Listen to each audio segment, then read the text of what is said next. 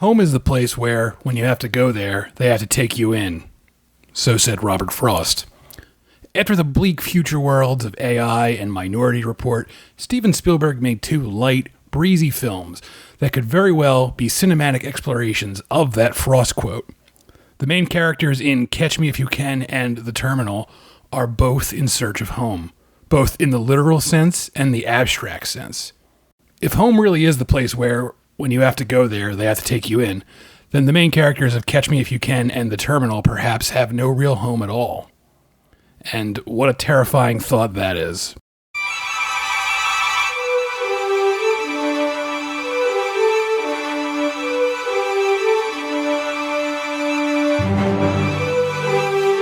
I'm Chris Evangelista, a staff writer and film critic with SlashFilm.com, and this is 21st Century Spielberg, a podcast examining the challenging, sometimes misunderstood 21st century filmography of one of our greatest living filmmakers, Steven Spielberg. This is episode 2, Phone Home, Catch Me If You Can, and The Terminal. After the darkness of AI and Minority Report, Steven Spielberg decided he needed to make a, quote, upbeat dessert of a movie.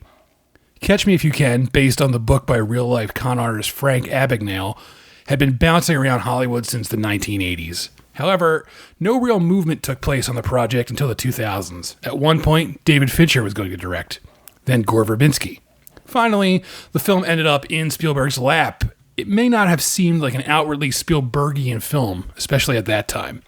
The script was low on special effects and low on spectacle. It was instead a character piece with a pretty darn good true story. When he was a teenager, Frank Abagnale began conning his way into several professions: airline pilot, doctor, lawyer. Along the way, he added check fraud and made himself an ill-gotten fortune. The material didn't scream Spielberg, but it was exactly what Spielberg wanted. The way Spielberg saw it, Catch Me If You Can was an opportunity to take a creative vacation. Spielberg said, "I had just finished shooting Minority Report and was in something of a dark place. I thought this would be a breath of fresh air for me. I enjoy that whiplash sensation of going from a film like Jurassic Park to a Schindler's List, and now from Minority Report to Catch Me If You Can." Yet, Catch Me If You Can isn't Spielberg on autopilot. The filmmaker didn't use the lighter movie to take it easy. Instead, he crammed multiple locations, wardrobe changes, and set pieces all into a wham-bam 52-day shooting schedule, and ended up delivering one of the most enjoyable films of his career. It's also a personal film, perhaps the most personal film Spielberg had made in some time. The filmmaker saw himself in Frank Abagnale and found ways to stitch his own life experiences onto the character. There is the theme of a lost boy searching for his father. Daddy issues were a major part of most Spielberg films, but Catch Me took things a bit further. When Spielberg was 19, his parents divorced. The divorce was hard on the future filmmaker, and he laid the blame solely at the feet of his father. Later, Spielberg learned that the divorce had actually been his mother's idea. She had fallen in love with a family friend and decided to leave Spielberg's father for this other man. Even after learning this, however, Spielberg still held his father responsible. Eventually, Spielberg's wife, Kate Capshaw, urged him to reconcile with his father. "I think one of the worst things that happened to me was my voluntary fallout with my father," Spielberg would later say. "And then the greatest thing that happened to me was when I saw the light and realized I needed to love him in a way that he could love me back." This type of marital strife gets center stage early on in Catch Me If You Can. As far as Frank Abagnale, played by Leonardo DiCaprio, is concerned, his parents, smooth-talking Frank Sr. and French immigrant Paula, are the picture of marital bliss. But Frank's preconceived notions of his parents' happy marriage soon come crashing down. One day, Frank comes home from school and finds another man in the house with his mother, a family friend. A family friend whom Frank's mother will soon leave Frank's father for. This plot point was absent from earlier drafts of the script before Spielberg came aboard. With this knowledge in mind, it's safe to assume it was added into the film at Spielberg's behest. His way of confronting his parents' traumatizing divorce. His way of making the film feel extra personal. "Some of my films have had to do with broken homes and people on the run from their sad past," Spielberg said. "But except for those touchstones for me, there are strands that got me to say, you know, there's something also about me that I can say through the telling of this kind of lighthearted story." The impending separation of his parents, and by extension, the obliteration of his idea of what home is, sends Frank into a life of crime. DiCaprio, an actor who often seemed both boyish and mature at the same time, is perfectly cast, able to easily dip in and out of Frank's schemes to pass himself as older than he really is. Spielberg plants the seeds of Frank's talents early. The young man ends up in a new public school, still wearing a tie and blazer combo from his previous private school. He's instantly an outcast, a freak, a weirdo. So what does he do? He quickly struts to the front of the class and tells the students he's their new teacher, and they buy it. Frank has a gift for making people believe whatever bullshit he dishes their way. It's a talent he's inherited from his father, another con man. Frank Sr.'s cons are small and petty, but end up becoming big enough that they bankrupt the entire family. Frank is determined not to suffer the same fate. He's going to be rich, even if he has to steal it. Wrapped up in all of this is a foolish, childish idea that if Frank can somehow make enough money, he can somehow put his broken family back together again. That he can use his stolen cash to buy back his idea of home. From here, Catch Me If You Can almost never sits still. It's a character movie that moves like an action movie, with Frank inhabiting one life after the next. He poses as an airline pilot, something that seems harmless enough until he's forced to serve as a co-pilot during an actual flight. He then poses as a doctor, another gig that he thinks will be harmless until he's forced to offer advice on people who are really injured. He starts posing as a lawyer and attempts to settle down with a really nice girl, played by a scene-stealing pre-fame Amy Adams, decked out in comical braces. This, too, backfires, no doubt devastating the nice girl in the process. And through it all, Frank keeps cashing phony checks and making more and more and more money. You can't steal that much money without someone noticing, and sure enough, someone does. Carl Hanratty, an FBI bank fraud agent played by Tom Hanks. Catch Me If You Can is ultimately about Frank fleeing from one father figure, his father Frank, for another, Hanks' character. While Frank loves his father, the man is a broken, ultimately sad figure. One of the film's most heart-wrenching scenes comes late, when Frank attempts to reconnect with his father by buying him an expensive car. His father wants none of it, and he coldly laughs off Frank's talk about getting the family back together. Why don't you call her right now? Dad, why don't you call her right now? Here. Dad, just call her. Call her for me. You call her. You tell her I have 2 first-class tickets to go see her son. Your mother's married now to my friend Jack Barnes. They have a house in Long Island. I had an FBI agent come see me. You got their number, son. They're kind of scared. United States government champ. Running for the hills. Bow to the moon.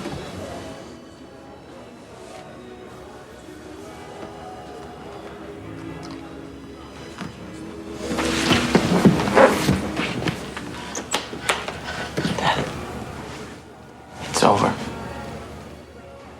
I'm gonna stop now. But they're never gonna catch you, Frank. Dad, she wouldn't do that. Why won't you sit down? Why would she do that to you?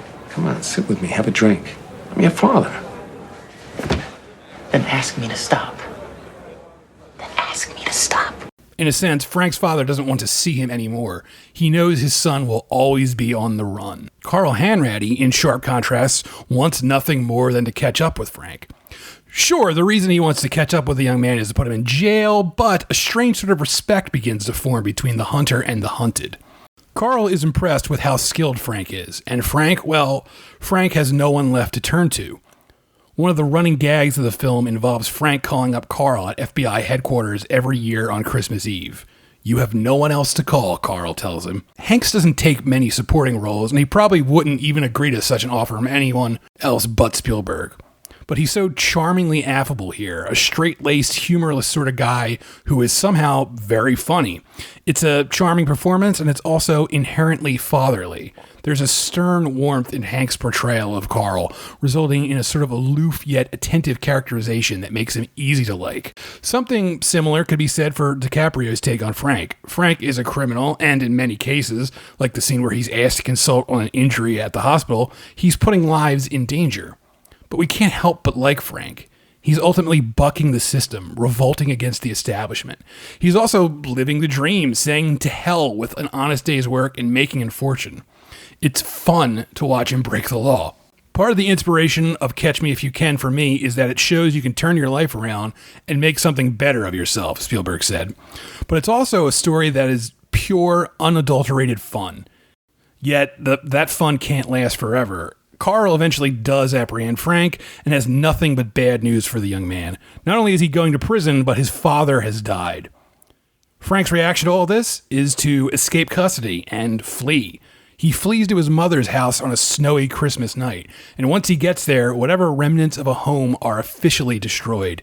Peeking through the window, Frank sees his mother by the Christmas tree, happily laughing with her new family. The family friend she left Frank's father for, and the new children she's had with him. Frank is literally now an outsider looking in, peeking through a window, unwelcome, uninvited. If home is the place where, when you have to go there, they have to take you in, Frank has no home.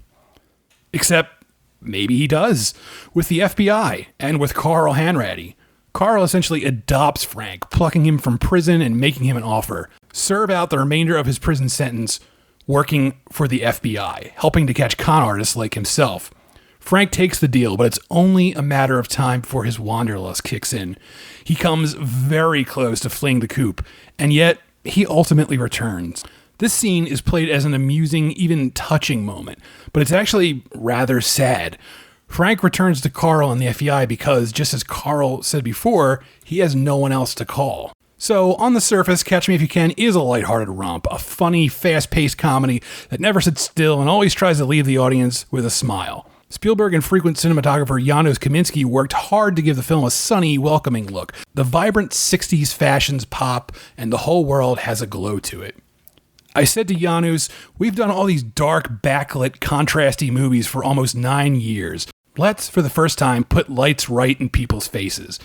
Direct light on their faces. Let's make this whole era blossom the way I remembered it, Spielberg said. Kaminski later added, the visual approach was really very simple. Let's have fun. Let's create a world that's slightly idealistic and not too serious. The lighting reflects that. It's like a glass of champagne. Yet beneath that not-too-serious veneer lurks a loneliness. There's Frank's inherent loneliness, illustrated by his longing for his old family and someone new to connect with. And then there are the reoccurring scenes set on Christmas, which is, in many ways, an inherently lonely holiday. And then there's that ending, that scene of Frank, resigned to his fate, strolling back into the drab FBI office to help Carl, the only family he has left. Ultimately, Catch Me If You Can is a deft blend of sunshine and darkness. It's Spielberg having fun while reminding us that he has serious things on his mind. And it's a personal movie that may be more personal than he even realized. Around the time Catch Me If You Can came out, Spielberg commented in several interviews that he could relate to Frank's con artist ways because of one specific incident in his past. The way the filmmaker tells it, he started sneaking onto the Universal Studios lot at age 16, dressed in a suit and tie and carrying an empty briefcase, and set up shop in an empty office on the lot for 3 months. When I was first trying to become a movie director, I became a 16-and-a-half-year-old executive, Spielberg said. I put on a suit and tie and carried a briefcase and walked right past Scotty at the main gate at Universal Studios every day during summer vacation. 5 days a week for 3 months, I walked on and off that lot and was, for that one moment, Frank Abagnale. It's an amusing story, and it seems tailor-made to tie into Catch Me If You Can. Just like teenage Frank, Spielberg was pretending to be older and more professional than he really was. He was faking it until he made it. In most versions of the story, Spielberg said that during his big phony summer at Universal, he was befriended by a man named Chuck Silvers, assistant to the editorial supervisor for Universal TV. Here's the thing, the event probably never happened. Spielberg has told variations of this story since the 1980s, and the details have changed often. And Chuck Silvers himself later confessed that the story was likely completely made up. It was Spielberg's long con. Just like Frank Abagnale, he took us for a ride and we went along with it. Because it was entertaining, because we had no reason to doubt it, and because it was from a completely different era, just like the setting of Catch Me If You Can. Catch Me If You Can could only have taken place in an age of innocence, Spielberg said, which we are no longer about as a global community. Today, people are generally more suspicious of each other, whereas in the 60s, there was a community of trust. The innocence was something all of us are nostalgic about. That nostalgia for a more innocent time, coupled with the ever-present longing for home, would continue on into Steven Spielberg's next film.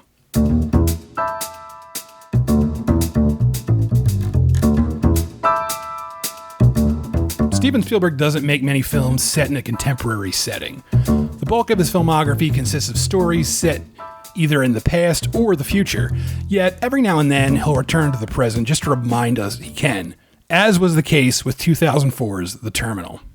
The Terminal was the first Spielberg film to go into production after 9/11, and yet it's not what one would call an entirely political film. Minority Report seems like a more direct reaction to 9/11 than The Terminal.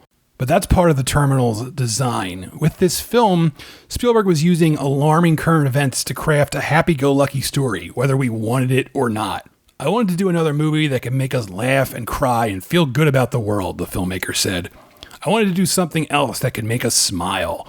This is a time when we need to smile more, and Hollywood movies are supposed to do that for people in difficult times. Some may find this willfully oblivious, or perhaps naive. The events of September 11th changed the country as we knew it and would hurtle us into seemingly never-ending wars. What was there to smile about? Spielberg, the eternal optimist, still didn't want to give himself over entirely to the darkness. Yet, just like Catch Me If You Can, a darkness and melancholy seeps into The Terminal. But Spielberg won't let it entirely take hold. He can't. To do so would be to admit defeat. Spielberg came across The Terminal by chance. Here is how Steven Spielberg spends his weekends, according to the man himself. He sits down with a dozen or so screenplays and reads through them, hoping to find his next film. During one such weekend marathon session, he read The Terminal and was blown away. The rest is history. Although most will tell you The Terminal amounts to little more than a footnote in the big book of Spielberg. Yet, there's more to the movie than meets the eye. While Catch Me If You Can was a film that didn't rely on special effects and was shot mostly on location, The Terminal is one big special effect. Yes, it's a character piece about one man, but the world that man inhabits is entirely fabricated from the ground up. The Terminal is set almost entirely in an airport, and to get the film made, Spielberg had a full-scale, almost fully functioning airport built. And it's so impressive. The airport of The Terminal never feels fake, never feels constructed for a story. It's a living, breathing, exhausting place, full of countless extras bustling to and fro. At one point, Spielberg sets up an amazing tracking shot where the camera starts on the face of main star Tom Hanks and then quickly zooms up and out, revealing the entire airport in the process. There's an entire world here, and it's almost as if every single person in this airport has their own story. We just happen to focus in on this one story in particular. And that story is the story of Victor Navorsky, played by Hanks, a man from the fictional nation of Krakosia. Victor has come to New York to fulfill a promise. Unfortunately, just as Victor arrives at the airport, a civil war breaks out in his country. The Civil War renders Krakosia a non-country as far as the United States is concerned. As such, Victor can neither return home, his passport has been seized, nor leave the terminal and set foot on American soil. He is now a man without a country. Victor's main obstacle is Frank Dixon, played by Stanley Tucci, the customs director for the airport. America is closed, Dixon tells Victor. It would have been simple to make Dixon a sneering, conniving villain, a self-centered bureaucrat like the mayor from Jaws. But Dixon isn't exactly the bad guy. He's just someone doing his job, and he's even willing, at first, to look the other way and let Victor illegally escape the airport. But Victor doesn't escape. He stays and begins living in the terminal. Over the course of his stay, he befriends several characters. There's a custodian in love with a customs agent. There's a janitor who revels in making people slip on the wet floors. And there's a flight attendant, played by Catherine Zeta-Jones, stuck in a go-nowhere affair with a married man. These people filter in and out of Victor's life as Victor grows more and more accustomed to America. Or at least a version of America filtered through the world of an airport. I thought it was an amazing idea, and I had an immediate affinity for Victor's story, Spielberg said. I believe all of us have felt a little bit like Victor at some time in our lives. This displaced person in search of a life. And I don't know anyone who hasn't, at some point, spent longer sitting in an airport chair than on the airplane ride itself. Airports have become small microcosms of society. They're places to eat, shop, and meet people. There's an earnest, and again, possibly naive, exploration of Victor's plight inherent to the terminal. In the film's somewhat sanitized view, there's a goodness even in the coldest of hearts. Compassion, that's the foundation of this country, Dixon's supervisor scolds him at one point. At the time, a line like this may have worked. In the here and now with our current political landscape, it causes a double take. We want to believe there are people in positions of power who still think like this, but it's hard to accept. It's really an immigrant's tale, although technically Victor is not an immigrant, Spielberg said. It goes back to what makes America so great and so strong. Immigrants coming to the land of milk and honey from around the globe, coming to a place where they're allowed to dream of a better life for themselves. In some ways, we've lost sight of the immigrant's plight because security is more intense. The Terminal celebrates the great American melting pot. Spielberg is, of course, right there. This is how the country and immigration should work, even if those in power right now don't currently think so.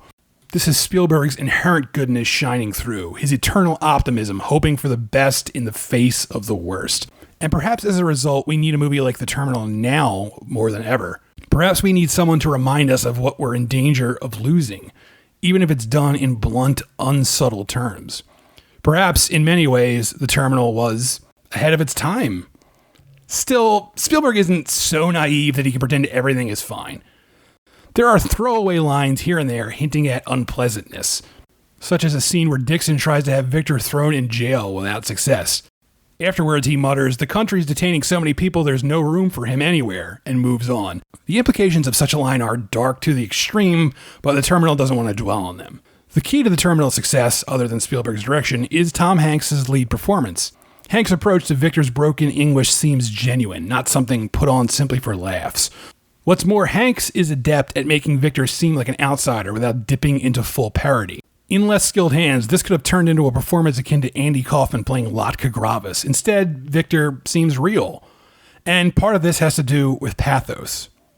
When Victor first learns of the Civil War on his country via television news, Spielberg zooms in close on Hanks' face, and the actor conveys a range of shock, fear, and heartbreak. Just like with Frank Abagnale, it's easy for us to become wrapped up in Victor's story and to root for him. Because just like Frank, he's a man without a home. That Robert Frost quote runs through the mind again. Home is a place where, when you have to go there, they have to take you in. But no one in America will take Victor in, and he can't even return to Krakosia. There's simply nowhere he belongs. Not everything in The Terminal works. Most of the supporting characters are awash. Everyone here is doing their best, but it's hard for us to care much for the bulk of them. And an attempt at romance between Hanks' character and Catherine Zeta-Jones' character never really gets off the ground. And then there's the film's central MacGuffin, Victor's reason to be in New York. He has a coffee can filled with autographs from every jazz musician featured in Art Kane's historic A Great Day in Harlem photograph. Every autograph except one, Benny Golson. The autographs belonged to Victor's father, who has since died. Victor made a deathbed promise to his dad that he would go get Golson's autograph. If you thought this was going to be the one Spielberg film without a father subplot, think again. This revelation is meant to be touching and sweet, but it doesn't land as well as the script wishes it would. We don't need to know why Victor is in America. We just need to know he's there. Despite these flaws, there's such inventiveness on display here. Spielberg stages big comical moments like silent movie slapstick. He draws from Hanks a hilarious, frequently silent performance. And he always has the camera on the move. It zigs and zags from one corner of the terminal to the next, conveying an entire world in the process. When Victor first arrives at the airport, Janusz Kaminski bathes the film in a cold, sterile blue look. Yet as Victor begins to settle in and becomes more and more at home, the color of the film begins to warm up. As if Spielberg and Kaminski are slowly cranking up a thermostat and creating a cozy environment for us. And then there's the film's heartening ending. The Civil War ends, and Victor is finally able to both enter New York and return home to Krakosia. He's also able to track down Benny Golson's autograph. Satisfied, he climbs into a taxi as the snow drifts down on New York City. Where do you want to go? I am going home. And those words sound so lovely, so welcoming. After all, there's no place like home. I don't plan my career, Steven Spielberg said after the release of The Terminal. I don't think I'll go dark, dark, dark, and then light, and then dark. I react spontaneously to what falls into my arms, to what is right at the time. Catch Me If You Can and The Terminal are companion pieces, even if a few years separate their releases. In many ways, they seem to be reactions to each other. Catch Me If You Can is a film always on the move, while The Terminal is all about standing still. Catch Me If You Can is low on big special effects and big sets, while The Terminal is loaded with them. And both films were a reminder that Spielberg could still give audiences lighthearted films to enjoy. But now that that lightheartedness was seemingly gone from Spielberg's system, his next two films would take him to a dark, hopeless territory. In 2005, he would release two very different films that were both stark, often chilling reactions to September 11th and the events that followed it. The end result would be two of the best films of his already incredible career. New episodes of 21st Century Spielberg are published twice a month. You can also read more about the topics covered here at /film.com. You can subscribe to the 21st Century Spielberg podcast on iTunes, Google Podcasts, Overcast, Spotify, and all the other popular podcast apps. Please rate and review the podcast on iTunes, tell your friends, and spread the word. It helps. I'm Chris Evangelista, and you can find me on Twitter at CEvangelista413 and on the podcast Twitter at Spielberg2K.